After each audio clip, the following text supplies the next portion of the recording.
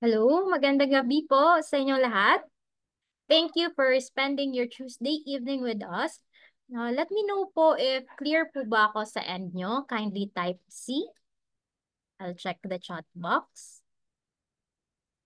with your feedback. Kindly type C po if clear po ako sa end nyo. Or kindly type U if unclear. Okay, thank you so much for that feedback. Good. So clear naman ako on your end. By the way, I am Mona Pangatungan, Visayas Business Development and Market Education Officer of First Metro Securities. It is the stock brokerage arm of the Metro Bank Group. And our company is dedicated to promote financial literacy and create awareness on investment opportunities to empower individuals and institutions uh, attain their financial goals. And we envision to be the largest and most trusted investment solutions partner here in the Philippines. So it's my honor and pleasure to be your guest speaker for this afternoon session. So thank you so much for joining this webinar. And just like this event, nagkakonduct din po kami ng mga sessions or speaking engagements on-site and face-to-face. But due to pandemic, nag-shift kami ng webinar format. And we're still glad that we are continuously invited by public institution, academic institutions, and even public institutions. That's on top of our monthly webinars conducted by the First Metro Securities. So just to share, a total of 347 talks na yung nagagawa namin year to date. And you would wonder why we do what we do here in First Metro Securities. Actually, yung gusto po talaga namin is to help as many Filipinos as possible in making their money management skills better. And also, they start investing and taking advantage of the investing opportunities. And as well as improve yung financial literacy survey results. And just to share, ito po yung result ng World Bank survey. Only 25% of the Filipinos are knowledgeable on basic financial concept. So parang you would actually wonder bakit kaya only 25% of the Filipinos are knowledgeable in basic financial concept. Everyday naman tayo gumagamit ng pera. Diba? And then 54% of the Filipinos do not budget. Sino ba dito sa mga attendees ngayon ang nagbo-budget? Kindly type B. Pero if hindi naman nagbo-budget, kindly type D. Checking sa feedback if there are attendees here na nagbo-budget. Okay, thank you so much. Yun. So, good thing sa nag-feedback na nagbo-budget siya, you're not part of the majority of the Filipinos. No? Na 54% of the Filipinos do not budget. And then 63% of the Filipinos do not have savings bonds. Diba? May imagine mo kung anong mangyayari sa mga Filipino if ever may encounter sila na emergency. Tapos wala silang savings. So yung last resort nila, uutang sila at worst case scenario at a higher cost pa. Kaya importante talaga na may emergency fund tayo. 64% of the Filipinos do not invest. Sino kaya dito sa mga attendees ang may investment na? Kindly type I. If wala naman, kindly type D. So majority pa rin sa mga Filipinos, no, ang wala pang investment. A good thing, yun sa mga attendees natin, meron na silang mga investment. Yeah. Thank you so much for your feedback. Next, 80% of the Filipinos retire poor. That's according sa SSS. Actually, my previous na work po is bank. I'm a bank officer before. So, nag-a-assist ako ng mga SSS pensioner na mag-open ng account sa bank na yon. So, for 8 years, naririnig ko talaga yung mga feedback, mga concern ng mga pensioners na yung monthly pension na re-receive nila is not sufficient sa mga gastos nila. Yung mga needs lang, mga pagkain, how much more yung medical expenses. Kaya importante din na mag-prepare tayo for our retirement. Next, 98.5% of the Filipinos aren't insured. So this is based on the Philippine Insurance Commission. Sino ba dito sa mga attendees ang may insurance na? Kindly type C. Kung wala pa, kindly type D. May nag-comment pala if pre-recorded ba to? Yes, recorded po to na webinar. Ayun. Sa mga may insurance na, good thing you're already covered. Sa mga wala pa, maybe you would consider. The reason behind having insurance is that you will be protected. Because imagine, if you are the breadwinner, tapos meron kayong mga beneficiary, worst comes to worst, if yung mga breadwinners mamatay, what will happen to their beneficiaries or dependents nila? And aside from being emotionally suffering, diba? Kasi namatayan na. They will also be financially be suffering. So, both emotionally and financial sufferings yung may encounter nila. Kaya naman ngayon, for this evening, we prepared a webinar para ma-level up at palaguin ang ating kaalamang pinansyal. Okay, so yung mga goals natin or ang ating mga i-discuss for this afternoon or rather for this evening, una, paano ma-improve ang ating cash flow? Pangalawa, paano protektahan ang ating sarili from any crisis? Pangatlo, paano magplano at ma-achieve ang life goals? At panghuli, are we financially healthy to invest? So, unahin natin, we will actually identify the 3 steps para mag-level up ang ating kaalamang pinansyal. Una is to have good money management skills. Pag nakaka-receive kayo ng income, ano ba yung ginagawa nyo or yung iniisip nyo? Gumagastos ba kayo? Or sinisave nyo ba? Kindly type in the chat box. If for expenses, kindly type E. For savings, kindly type S. Ako, pag nakaka-receive ako ng income, may sinaseparate ako na pera para sa savings. Okay. S tapos E. So, mostly no, sa not only Filipinos but any other human being or mga ibang tao. Inuuna nila yung expenses nila. Yung mga babayarin. Or oftentimes, yung mga gusto nila. Yung mga milk tea, pang-sanggupsal, kasi deserve nila kasi sila yung nagtatrabaho. And kung ano yung matitira, yan yung itatabil nila para sa savings. So kung ganito yung mindset mo, bagong sahod, ito yung forma mo. A week after ng sahod mo, kaya importante yung Petsa de Peligro na starter pack. Meron tayong mga noodles, mga itlog, para makasurvive tayo for another week bago umabot yung next na sweldo. Para hindi natin ma-experience ito, magbibigay ako ng 5 easy ways to better personal money management. Handa na ba kayo?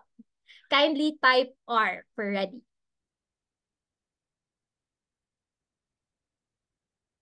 So for the first way to better personal money management is, unang-una i-change yung mindset natin.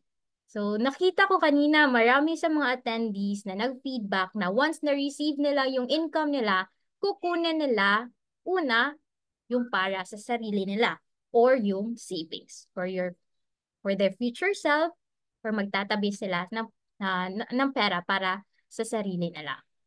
And what's left is for the expenses. So the reason behind saving first is that you're paying yourself first.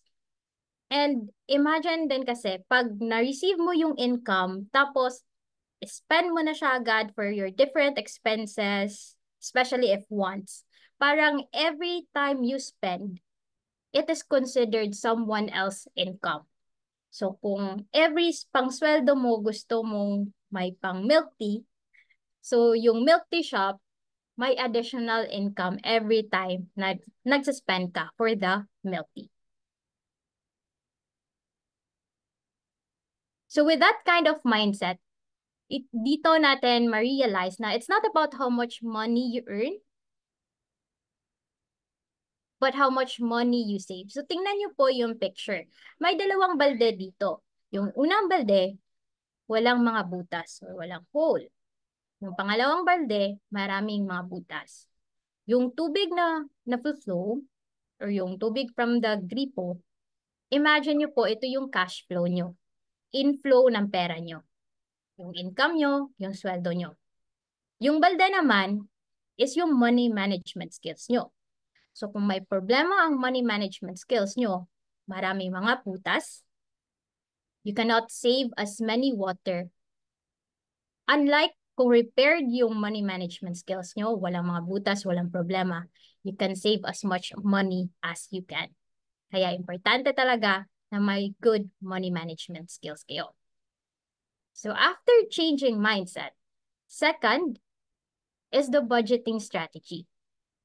Budgeting strategy, we have 50-30-20 rule of thumb. So for example, may 15,000 kayo na income every month, yung needs nito 50%. So 7,500 for your needs. And then for your wants, 30%. So 4,500. And for save and invest, 3,000 pesos per month.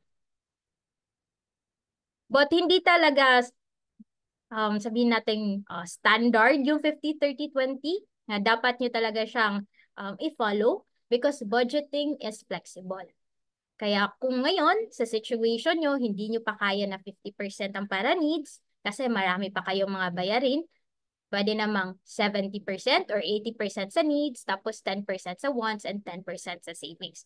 So, i-reassess nyo ang current na budgeting nyo at mga expenses nyo. Next is, kailangan natin i-identify yung certain expense. If ito ba ay para sa future, para sa need, or para sa wants. So, yung gagawin natin for this budgeting quiz, you type F if yung expense is for future proofing. N for needs, at saka W for wants. So, first expense, nag-check out kayo ng white shoes. Kasi gusto nyo siyang bilhin, although nakabili na kayo 2 weeks ago sa mall. Is this considered a future-proofing expense? Type F. Is this for needs or W for wants? Kindly type your answer in the chat box. Okay, thank you so much for that feedback.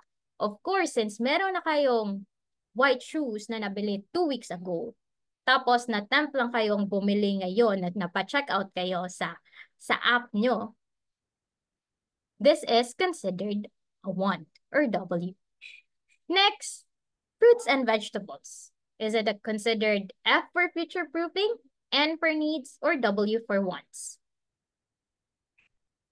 So fruits and vegetables, diba? No-brainer. It will fall under needs natin. Kasi kailangan natin siya para mabuhay tayo araw-araw. Kailangan natin ng sustansya para may energy tayo. And lastly, nagsaset aside kayo ng pera, sabihin natin, panggala nyo in the future or pang education ng anak nyo in the future. Is it future proofing, needs, or wants? F, N, or W? So, itong mga tinatabi nyong pera is considered an expense na for future proofing. Yun. So, easy lang mag-identify ng expense kung consider ba siya na need, wants, or for future proofing na fund. Ito, familiar ba ito na date sa inyo? 11/11. Type F if it's familiar to you.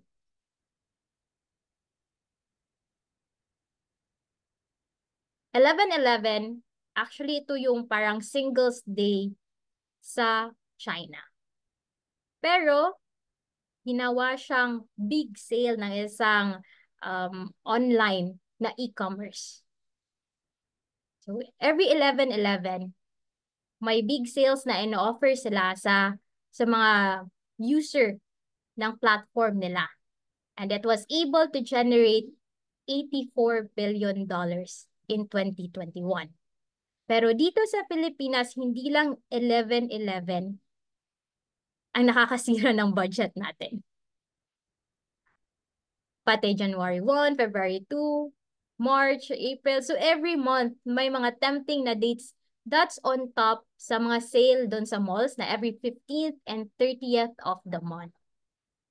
So instead na mag-check out kayo, 'di ba? May mga naka-add to cart na tapos i-check out nyo pag naka-sale na. Subukan nyo mag-start na at magtabi ng pera para sa future nyo. So that's for the budgeting. Now, third is you allocate your money. Yung iba, gumagamit ng envelope system. Sino ba dito ang napo-follow ng envelope system? Kindly type E. Sa envelope system, literal lang talaga na sineset aside nyo yung pera sa isang envelope for the need, isang envelope for the want, tapos isang envelope for the save and invest, or another envelope kung anong purpose noon. Whereas ako, I personally follow this automation. Every time may pumapasok sa payroll account namin sa Metro Bank, may scheduled transaction ako every 15th and 30th of the month para i-transfer siya sa different na mga accounts na for needs, for wants, or for save and invest. So, sino ba dito ang nag-automate? Envelope system, type E, or type A, Apple, if nag-automate kayo. Ako, advantage talaga sa akin yung automation kasi hindi ko siya nakakalimutan. So once you have allocated your money, whether you go for envelope system or you go for automation, you also need to track your expenses. Whether sa Google Sheet nyo ba, ilalog yung mga expenses nyo, or isusulat nyo ba siya sa inyong notebook, or sa mobile application. Ako personally, I like the mobile application. I use it every day, jot down ko yung mga expenses ko. Tapos yung kagandahan kasi with the mobile application, tinototal niya yung mga expenses mo, whether it's for needs, wants, or for your income. Tapos magge-generate siya ng isang graph indicating ilang percentage ng income na pupunta sa ganitong expense. So let me know if you track your expense, whether mobile app, kindly type M, or with a notebook, kindly type N. Meron din iba, Google Sheet, or online online Google Sheet. Yan. Okay, what kind of mobile app? Dalawa yung na-try ko. First is the Money Manager na app. Tapos yung isa, hold.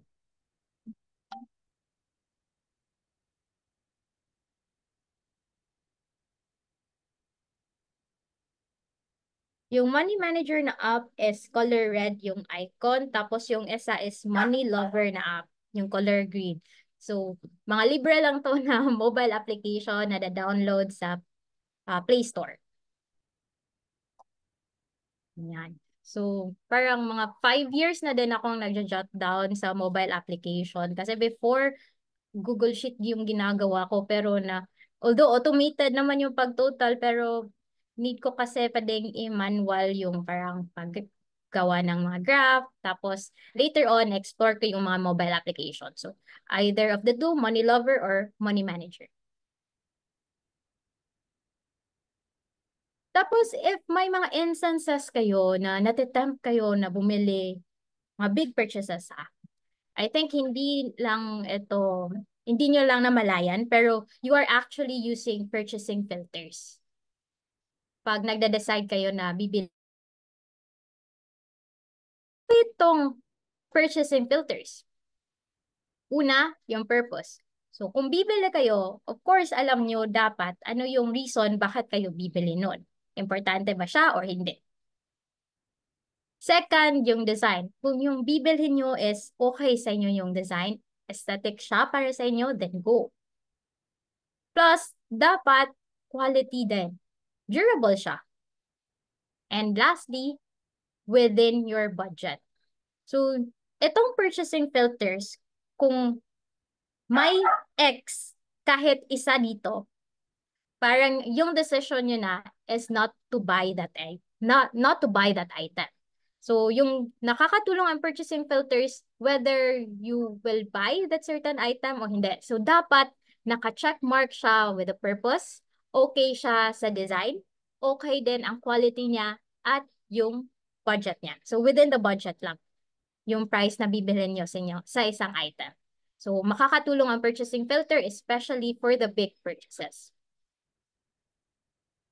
And the last step or last way is to save and invest. So, nagtatabi kayo ng pera. First is for your emergency fund. Second, purpose is for the investment. And third is for the desires.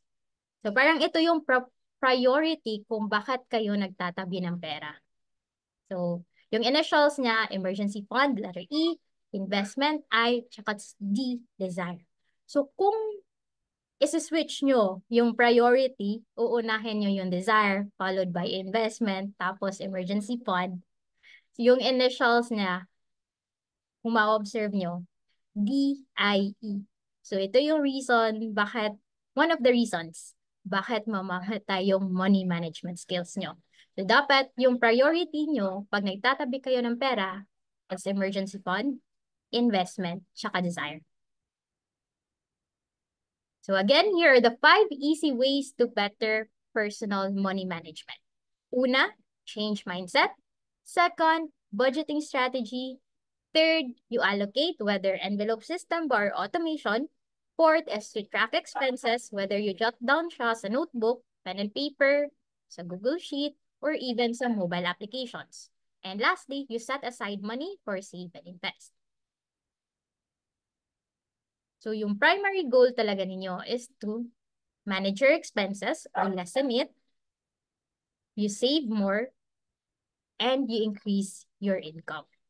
So, diba, yung strategy lang sa savings is that you don't start big.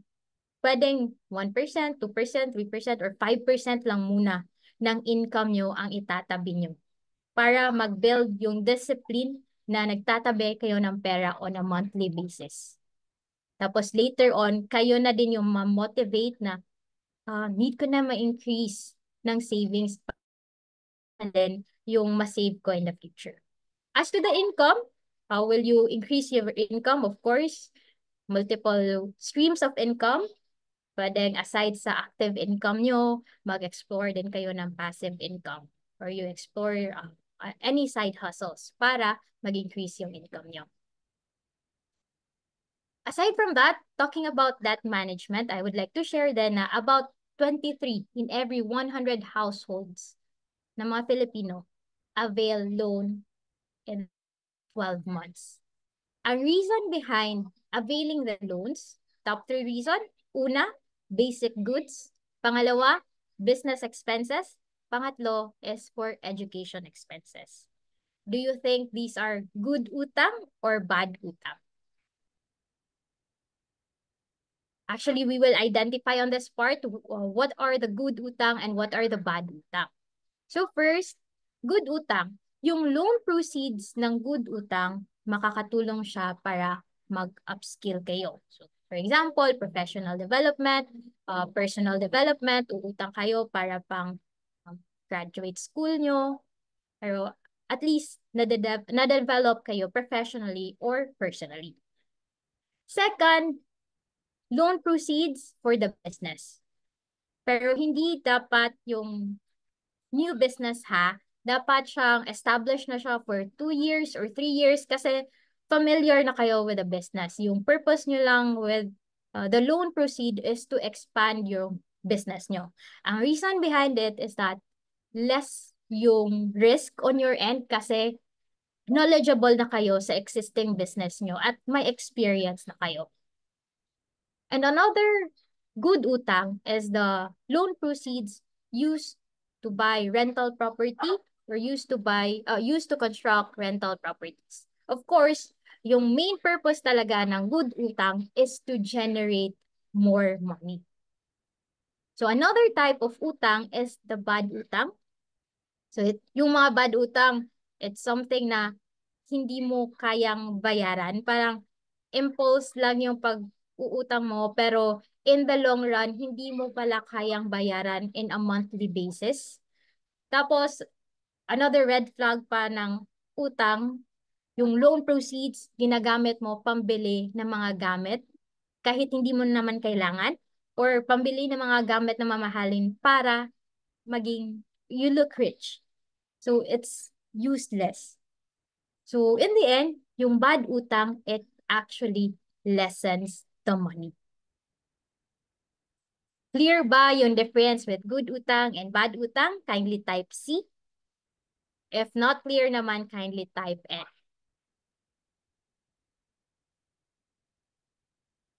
Okay, thank you so much. For the next slide, we will identify if that certain utang is a good utang or a bad utang. Kindly type G if it's a good utang. Kindly type B if it's a bad utang. So student loan to pay for tuition. Is it a good utang or bad utang? Kindly type G or kindly B. Ako personally, I'm a product of student loan. When I was in college, I studied sa UP Cebu.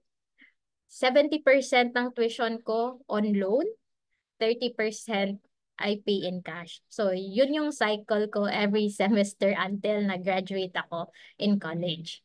So, is the student loan to pay for tuition good utang or bad utang? Kindly type G or kindly type B.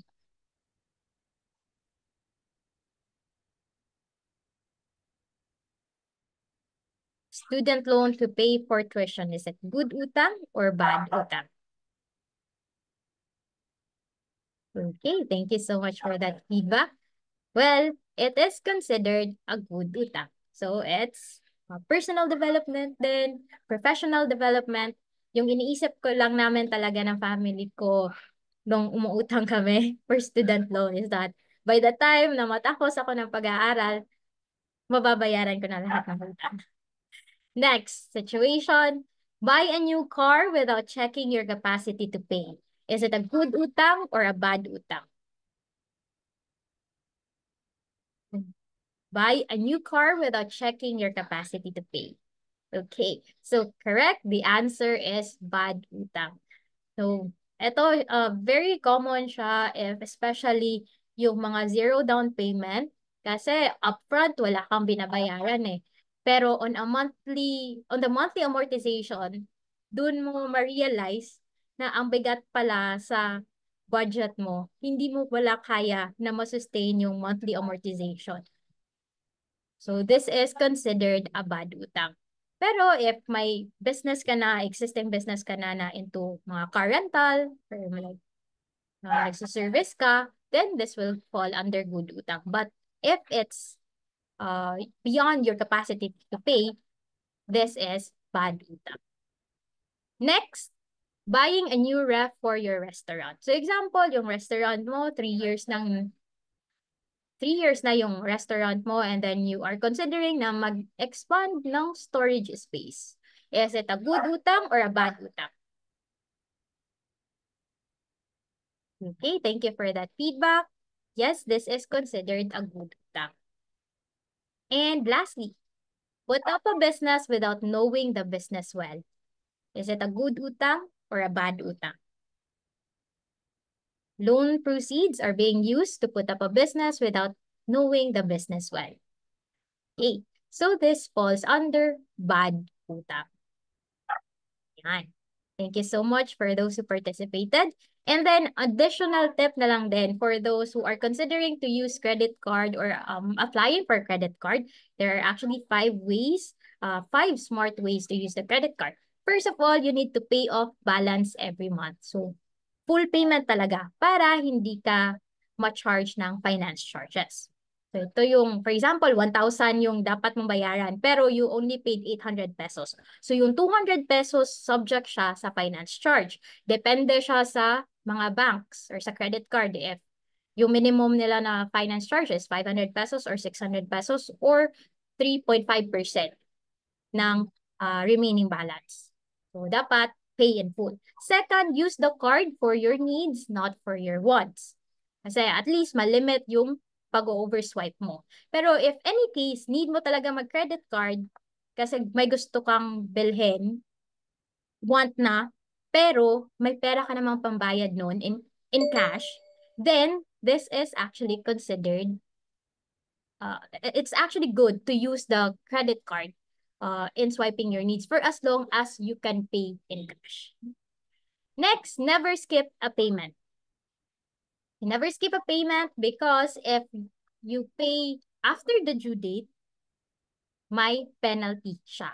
So aside sa finance charge, if hindi full payment, may late payment charge din siya. So depende din yun sa credit card company if percentage based ba or may minimum na charge. And then fourth, use as rewards card. So personally, gusto ko yung credit card kasi may nakukuha ako mga freebies. Like for example, recently may 4 ako na coupon for Shakey's. Kasi yan yung ginagamit ko. Yung credit card ko, ginagamit ko pang swipe and then may parang minimum siya na required spending. Tapos na-meet ko siya. So yeah, use your credit card as rewards card. Next, use the credit card as budgeting tool. So may instances naman talaga na nakakalimutan ko i-jot down yung mga na-swipe ko. So, by the time na na-generate na yung latest na SOA ko, chine-check ko yung credit card ko versus sa mobile application ko kung may na-note ba ako or may na-miss ba akong in-note. So, nakakatulong yung credit card ko para pag-track din ng expenses ko. So, as to the advantages of credit card, budgeting tool, use it as your rewards card. As to the disadvantage, if you cannot pay in full, you cannot pay on time, then you will charge with penalty charges and finance charges. So yan yung disadvantage if you are not able to use your credit card well. Okay, so I hope clear naman siya on your end. Type C if it's clear.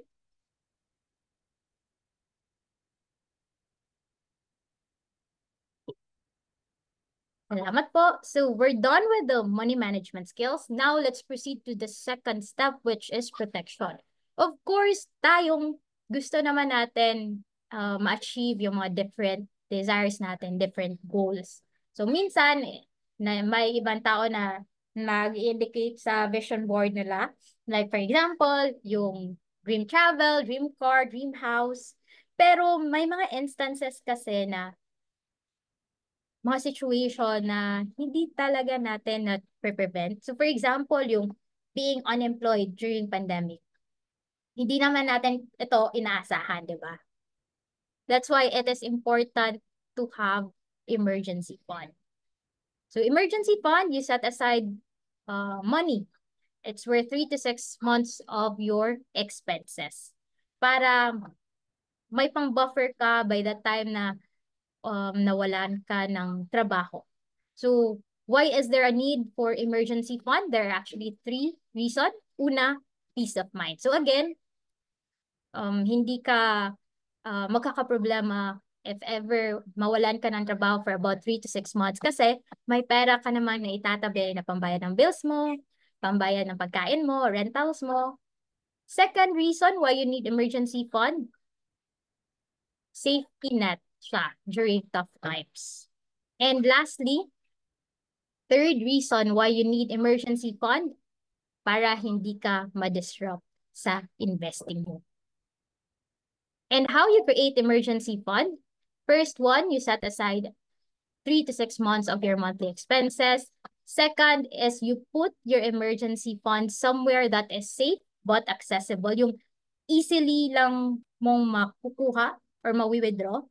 And third is you need to reassess or adjust your emergency fund. Kasi malay natin in the next year or after 2 years, iba na yung amount of your monthly expenses. So, need then i-reassess yung emergency fund. And another reason mag-set aside ng pera. Kasi may instance din na yung breadwinner nagkakasakit.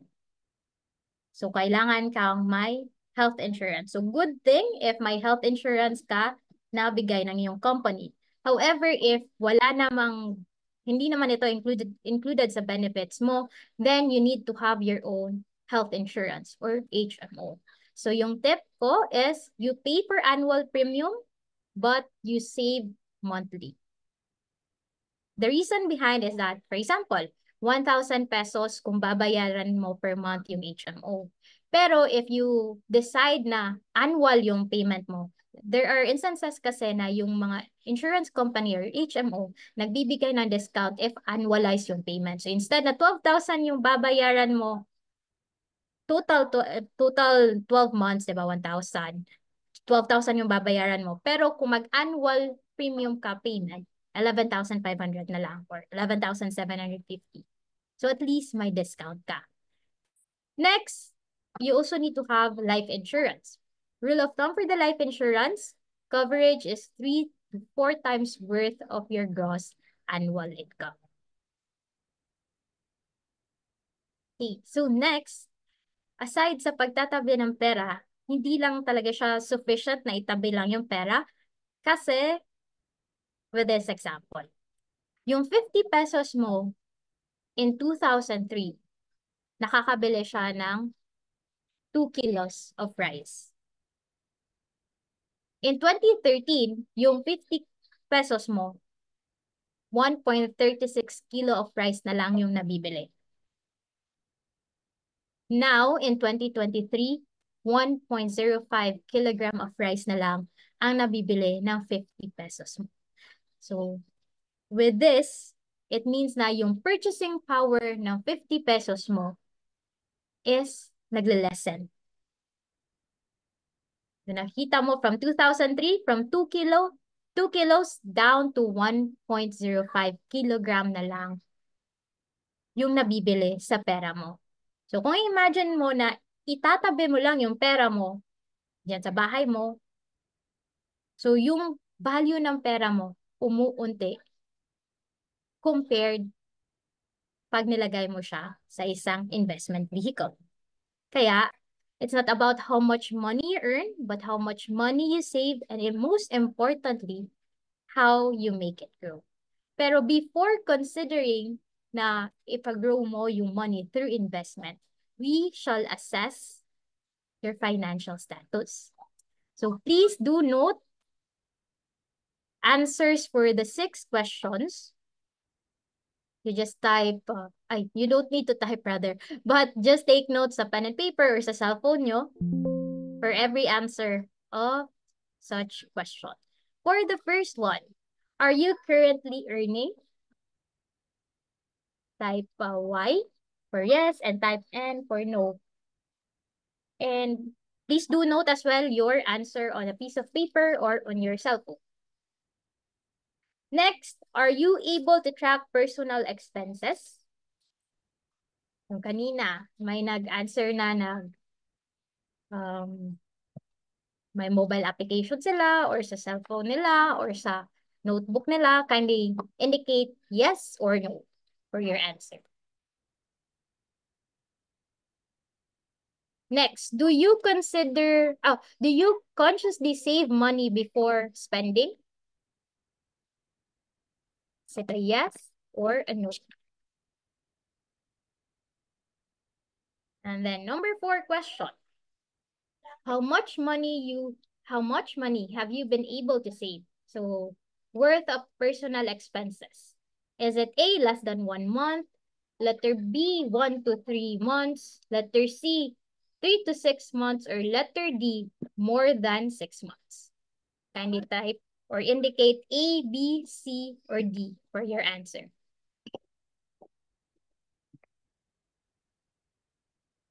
And then number 5 question, do you have insurance or are you paying for insurance? Yes or no?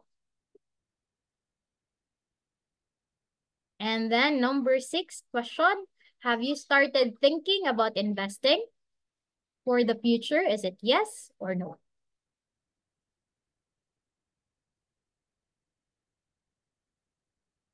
Okay.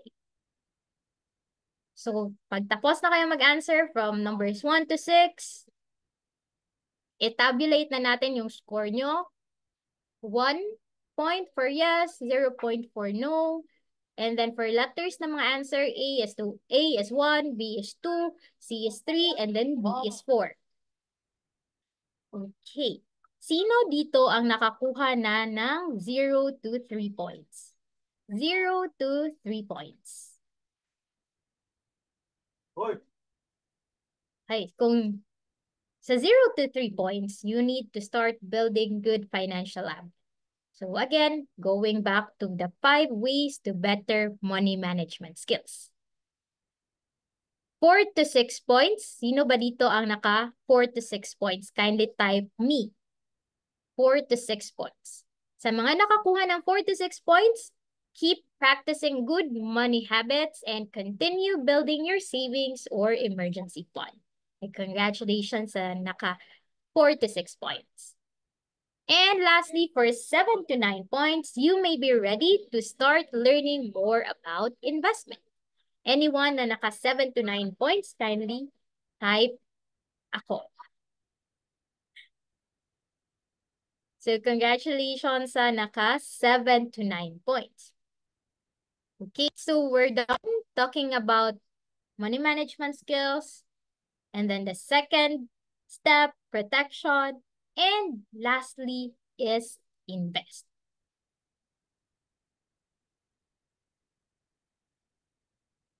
So there are a lot of legitimate investment classes. Ito will focus on paper investment, money market.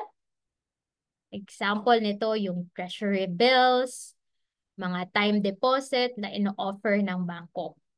Sa treasury bills, yung mechanism niya, pag nag-i-invest ka ng, let's say, 49,000, at the end of the term, less than a year, pwede mo siyang makuha at 50,000. So, it means na discounted yung pagbayad mo sa investment, tapos at the end of the term, full amount mo na siyang nare-receive. Or another way, or another na investment sa money market is yung sa time deposit. Sa time deposit, nakakakuha ka ng pera or you earn money through interest income. So, for example, may mga interest sa bangkong ngayon kung time deposit ha, mga 3%, 4%, depende sa amount.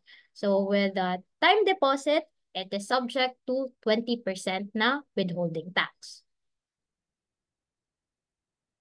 Another investment class is yung bonds.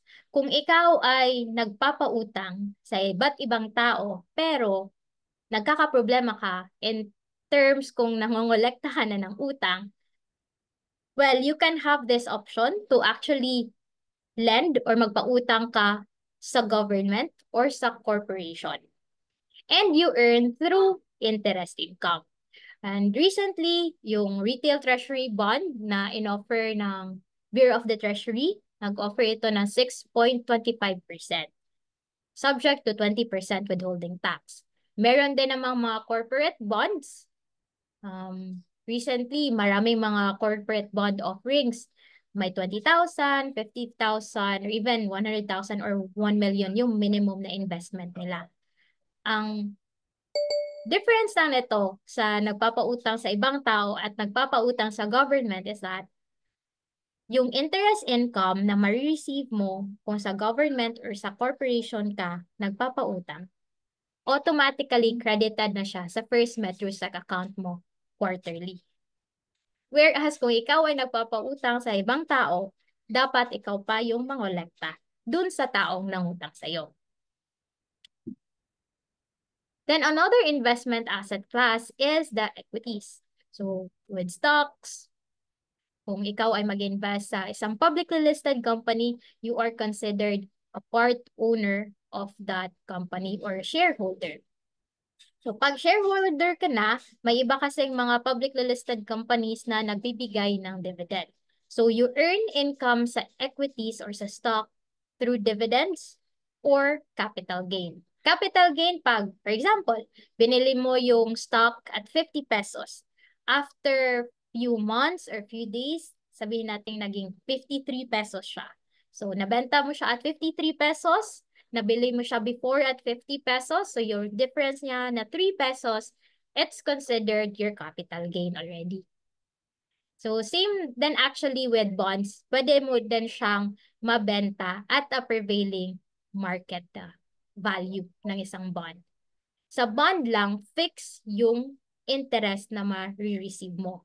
So nalalaman mo siya by the time in-issue yung isang bond. So for example, kanina nasabi ko yung Retail Treasury Bond 30 ng Bureau of the Treasury na 6.25%. So 6.25% for the whole 5 years na yon. Whereas if dun ka sa equities, the dividend, depende siya kung may income ba na malaki yung company, magbibigay siya. Or kung hindi naman kalakihan yung income, tapos nag-decide sila na i-reinvest yung lahat ng income nila sa company, then that's the time na hindi sila nagbibigay ng dividend. Actually, sa stocks, may common stocks, my preferred stocks, and yung latest na type of stock available noong 2020 pa is real estate investment trust. Yung sa common stocks, ito yung mga stocks na higher yung potential for capital growth. Pero hindi siya indicated na nagbibigay talaga ng dividend ang publicly listed companies. Whereas yung preferred stocks, by the time in-issue siya, nag-i-indicate siya ng dividend na ibibigay sa kanyang mga dividend holders or sa mga stockholders. So, for example, by the time in-issue yung preferred stock, sinasabing 7%, tapos 7% per annum quarterly payout. So, in that way, may idea na yung mga stockholder na may quarterly payout silang marireceive, tapos fixed at 7% or 6%. And yung last or your latest is the real estate investment trust. Yung kaibahan nito among common stocks and preferred stocks, sa real estate investment trust, specifically invested lang talaga siya sa income-generating properties. And based sa law, 90% ng distributable income ng REIT company is given back sa mga shareholder. So among sa 3 na mga stocks, yung REIT lang ang stipulated sa law na nag-indicate talaga na dapat bigyan yung mga stockholder or shareholder ng dividends, at least 90% of their distributable income. Kaya marami sa mga investors ang gusto din na mag-invest sa REITs because of the dividend. So the farther you go to the right, the higher the risk. The farther you go up, the higher the return. So example lang po to ng mga return on investment for the different investment classes. You have money market, 1.25% per annum. Yung sa bonds, ang basis nito is the RTV 30 at 6.25%. And then sa equities, sa average growth rate for 20-year at 9.45%. So, if i-include natin yung inflation sa picture, inflation natin last year is at 6%. Do you think it is still wise to put your money sa money market fund? Kindly type Y. Kung kayo, considering na may inflation at 6%, maglalagay pa rin ba kayo ng pera sa money market fund? Kindly type Y or N.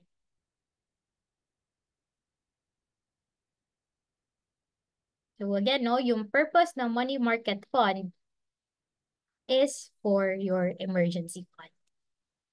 Okay, so may mix na answer dito. So kahit yung inflation is at 6%, yung money market nyo is 1.25, way lower than the inflation. Importante pa rin na maglagay ng pera sa money market fund, sa savings nyo, or sa time deposit nyo. Bakit? Because sa money market fund, dun nyo lang malalagay yung emergency fund nyo. Easy for you to withdraw your fund anytime kung may emergency kayo. Yung difference kasi, pag nilagay nyo yung emergency fund either sa bond or sa equities nyo, hindi nyo siya automatically mawi-withdraw. Either possible at the time na you sell your bond or your stocks, low yung market value ng stocks or bond. So instead na paper loss siya, na-realize loss na. Kasi need nyo talaga yung pera, wala kayong choice, kundi i-sell ang bond or equities. Kaya again, importance ng money market fund, it is where you put your emergency fund. Hindi man kalakihan, pero at least alam mo na more or less preserve yung investment or capital ng emergency fund na nilalagay mo dyan. So, it is still important to invest in a money market fund. So, whether you go for time deposit or doon ba siya sa treasury bills. So, going back, ang purpose, in terms of time horizon din pala, the farther you go to the right, the longer you invest. So, money market fund or money market, it is good for short-term emergency fund or less than a year. But if your purpose is for medium and long-term, you should go for bonds or bonds and equity. So, mix of two. And you have actually the option na ikaw yung mamimili ng bonds, ikaw yung mamimili ng equities, or ikaw yung mamimili ng time deposit or sa savings bank. But you have also the opportunity or option na yung fund manager ang mag-invest whether money market, bonds, or equities through pooled funds. Tinatawag natin siyang mutual fund or UITF. So, may mga fund manager, professionally manage na yung fund nila. Sila na yung bahala sa nila mai-invest yung pera mo, whether it's a mix of money market funds, sa bonds, or equities ba. Pero ikaw, pwede ka rin yung option mo, ikaw na lang yung directly mag-invest, whether equities, bond, or sa time deposit ba, or sa treasury bonds. Okay, so yung difference lang talaga if you go for pooled fund, whether UITF or mutual fund, if i-compare mo siya sa isang sasakyan, ikaw ay isang pasahero because you let your fund manager control your fund.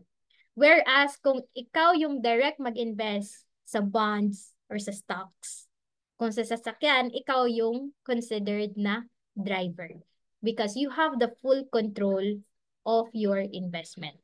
So whether you go for being the driver or you go for fund manager or you being the passenger, you can actually invest that all in First Metro Securities. So in summary, we upgraded our money management skills. You change your mindset first. You set budgeting strategy. Third, you allocate. Fourth is you track expenses. And five, you save and invest.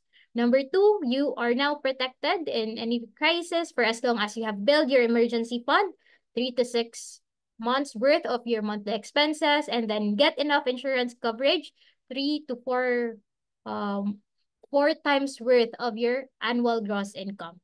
May nakita ko ditong ano daw yung preferred na insurance. Well, ang best na recommendation ko is actually to scout for different proposals from different insurance company. Kasi yun din yung ginawa ko. Depende siya sa need mo. Depende siya kung magkano ba yung coverage na gusto mo, ano ba yung mga riders na include mo, or plain lang ba siya na life insurance, or may accidental insurance ba. So, yung may sasuggest ko lang is mag-shopping kayo, window shopping. Mag-request kayo ng mga proposal from different na mga insurance company or mga agents nila. And then from that comparison, i-check nyo kung ano ba talaga ang suitable sa need nyo. That is actually swak sa budget nyo. And going back to summary, third, we learned that we could actually prosper our money through investing, which can potentially beat inflation. So, sa mga magde-decide pa whether they will invest or not, we have actually, you can easily open a First Metrosac account using this website, via website or by downloading our mobile application. You may just scan the QR code so that you can download our mobile app. You just need to accomplish the online form and then require the documents include 10 government-issued ID, proof of residence, and proof of bank account, and 1,000 pesos na initial funding if you indicate the seminar code Level Up.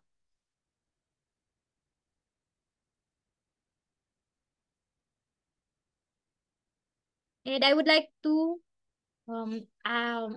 invite you to follow us in our socials. You have presence in all major social media platforms. Just search at First Metro Sec on Facebook, Instagram, Twitter, Viber, TikTok, YouTube, and podcasts.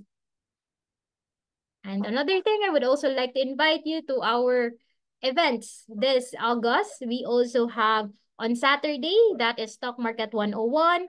On August 13, we have economic briefing. And then on August 15 rather, we have Fund Smart Learning Series with BPI Wealth. And then on August 16, BEST, it means Basic Education on Stock Trading, Part 1, talking about price earning ratio and earnings impact.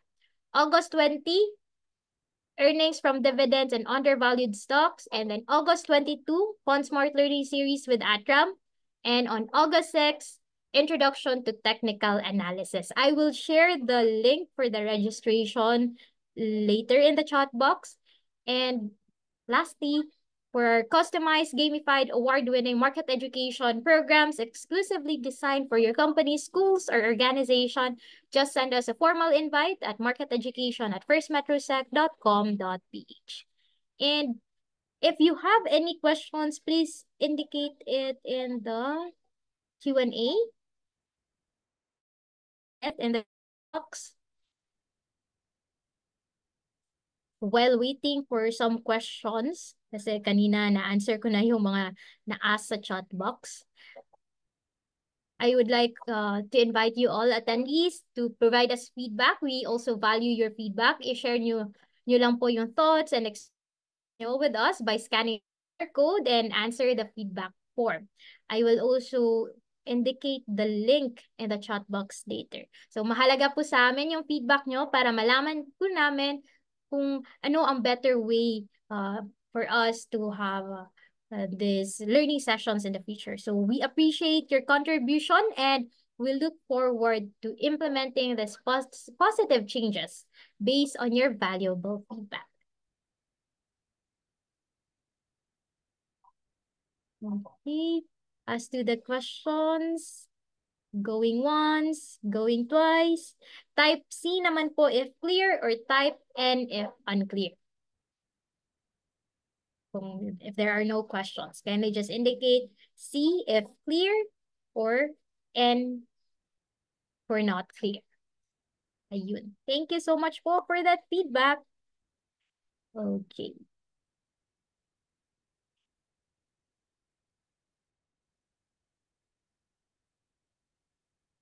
So there you have it, guys. On behalf of First Metro Securities Brokerage Corporation, maraming salamat po sa pagdalo ng webinar namin ngayong gabi. We sincerely hope na marami kayong natutunan and that these insights and lessons will make your investment journey not just more profitable but also more enjoyable. Huwag niyo pong kalimutan na magbigay ng feedback sa webinar namin ngayon. And we hope to see you again in our future learning events because over here at First Metro Securities, we put your future first. Thank you so much and have a great evening, everyone.